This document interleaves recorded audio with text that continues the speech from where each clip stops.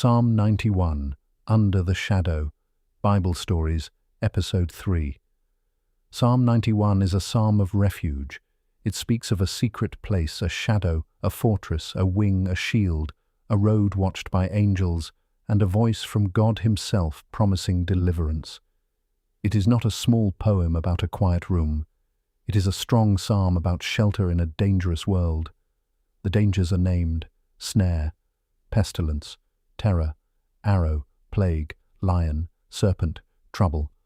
But the shelter is named first: the Most High, the Almighty, the Lord, my refuge and my fortress. Hear the psalm now in the old translation. He that dwelleth in the secret place of the Most High shall abide under the shadow of the Almighty. I will say of the Lord, He is my refuge and my fortress, my God. In Him will I trust. Surely He shall deliver thee from the snare of the fowler, and from the noisome pestilence. He shall cover thee with His feathers, and under His wings shalt thou trust. His truth shall be thy shield and buckler.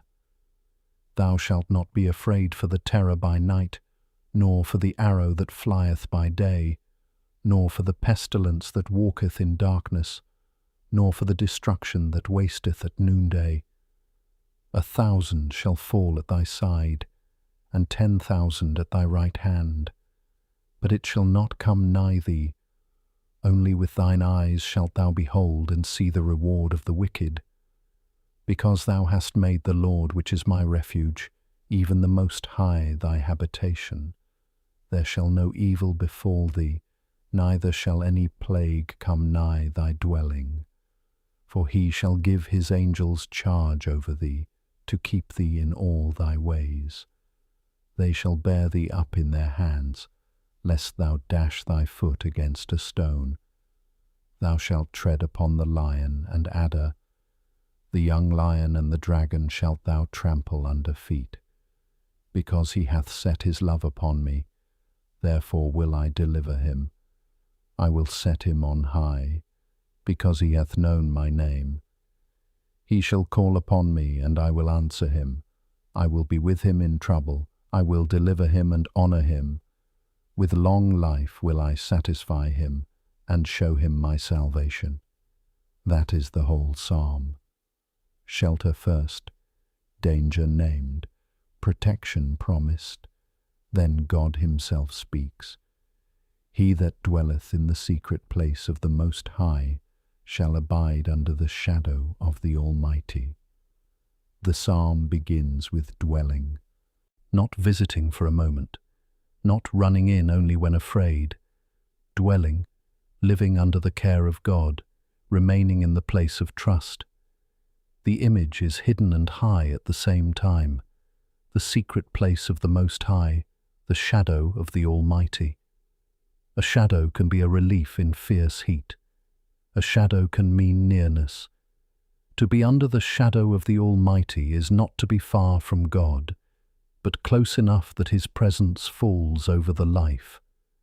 Then comes the confession. I will say of the Lord, He is my refuge and my fortress, my God, in Him will I trust. Refuge is where one runs for safety. Fortress is what stands strong when danger presses near. The psalm does not begin by pretending danger is absent. It begins by saying where safety is found. Surely He shall deliver thee from the snare of the fowler. A fowler lays a trap for a bird. The danger is hidden. A net, a snare, something placed out of sight, waiting for a careless step or wing. The psalm says God delivers from the hidden trap. There are dangers a person can see, and dangers they cannot see. There are troubles with noise, and troubles that wait quietly. Psalm 91 speaks over both. And from the noisome pestilence. The old word is heavy. It speaks of disease, corruption, harm that moves unseen. The psalm names it but does not dwell on it. The point is not the pestilence. The point is the deliverer. The refuge matters because the world contains snares. The fortress matters because there are things from which a person must be kept. He shall cover thee with his feathers, and under his wings shalt thou trust. This is one of the tenderest images in the psalm. A bird covers its young with its body. Feathers over the small and vulnerable, wings gathered close. Warmth, nearness, protection that does not remain at a distance. But the verse does not stay only with feathers. His truth shall be thy shield and buckler. The image moves from wing to armor, feathers and shield, tenderness and strength, nearness and defense. The truth of God is not thin comfort. It is protection. It is something held before the danger, something strong enough to meet what comes. The psalm's refuge is not fragile. It is warm as wings and firm as a shield. Thou shalt not be afraid for the terror by night, nor for the arrow that flieth by day. The psalm takes the whole day and the whole night into its keeping. Terror by night, arrow by day, pestilence in darkness, destruction at noonday. It names fear in every hour, the fear that rises when the light is gone, the sudden danger that comes in open day, the unseen sickness that walks in darkness, the wasting trouble that comes even when the sun is high. This is not a narrow promise for one kind of danger. It is a confession that no hour lies outside the knowledge of God. Night and day, darkness and noon, hidden threat and visible threat. The psalm gathers all of it under the shadow of the Almighty. 1,000 shall fall at thy side, and 10,000 at thy right hand, but it shall not come nigh thee. This is strong language. It should be handled with care. The psalm is not inviting pride. It is not teaching a person to look coldly at the suffering of others. It is speaking in the bold language of trust. Danger may be near, even surrounding, yet God is able to keep his own. Only with thine eyes shalt thou behold and see the reward of the wicked. God sees, God judges, God sets right what is wrong. The psalm does not ask the listener to delight in punishment. It asks trust in the justice of God. Because thou hast made the Lord, which is my refuge, even the Most High, thy habitation, there shall no evil befall thee, neither shall any plague come nigh thy dwelling. The psalm returns to dwelling. The secret place has become a habitation. The refuge has become a home. The life placed under God is not left unguarded, for he shall give his angels charge over thee, to keep thee in all thy ways. Now the image moves from dwelling to journey. A person walks. A road stretches ahead. Stones lie in the path. A foot can stumble. A traveller can be tired, distracted, or unable to see the next uneven place. But the psalm says God gives his angels charge, to keep thee in all thy ways. They shall bear thee up in their hands, lest thou dash thy foot against a stone. This is a close image. Not only heaven far above, but hands near the foot. A small danger on the road, a stone, a stumble that might have happened, but does not. A keeping so near it attends to the step. Psalm 91 is not only about great dangers, it is also about the small stone in the path. Thou shalt tread upon the lion and adder, the young lion and the dragon shalt thou trample under feet. The psalm's imagery grows fierce. A lion, strength, roar, open power. An adder, hidden venom, danger close to the ground. A young lion, living force, swift and strong. A dragon, ancient terror, the image of chaos and threat. The psalm does not tremble before these images. It says they will be put underfoot. This is not a call to violent delight. It is the language of victory over what once threatened. The one who dwells under God's shadow is not finally ruled by the lion, the serpent, or the dragon. The danger is real, the keeping is greater. Then the voice changes. Through most of the psalm, the speaker has been confessing trust and describing the keeping of God. Now God himself speaks.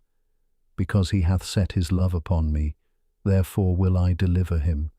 I will set him on high, because he hath known my name. He shall call upon me, and I will answer him. I will be with him in trouble. I will deliver him and honor him.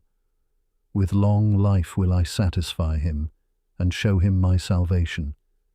This is the landing place of the psalm. Not danger denied, not trouble erased. I will be with him in trouble.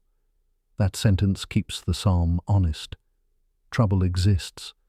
The promise is not that no hard path will ever be walked. The promise is presence, answer, deliverance, honor, salvation. The psalm began with the person dwelling under the shadow of the Almighty.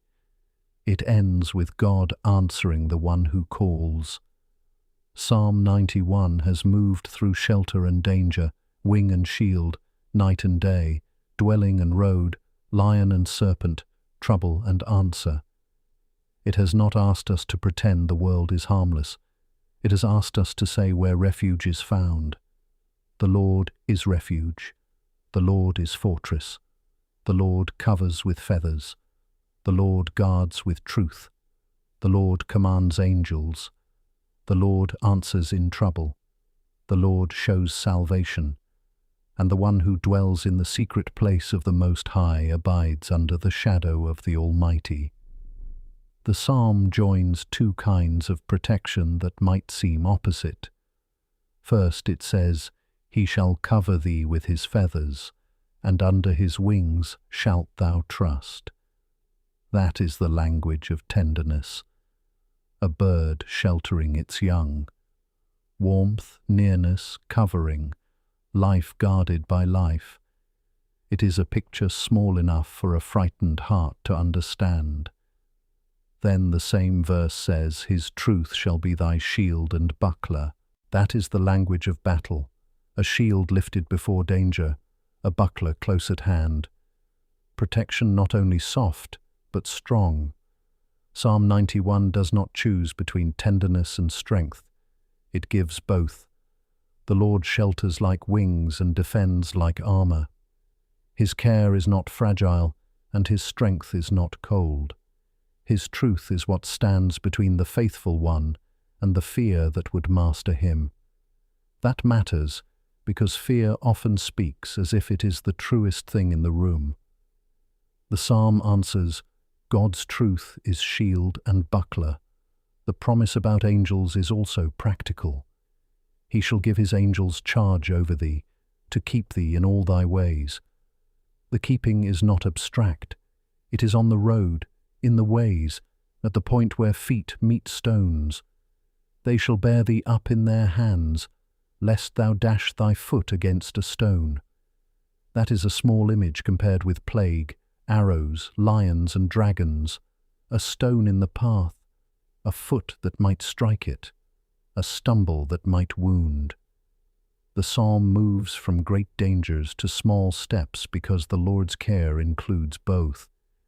He is not only Lord over catastrophe, he is keeper of the way beneath the feet. The psalm moves carefully. It begins with the one who dwells. That person does not merely admire God from a distance. He abides under the shadow of the Almighty. Then comes personal confession. I will say of the Lord, He is my refuge and my fortress.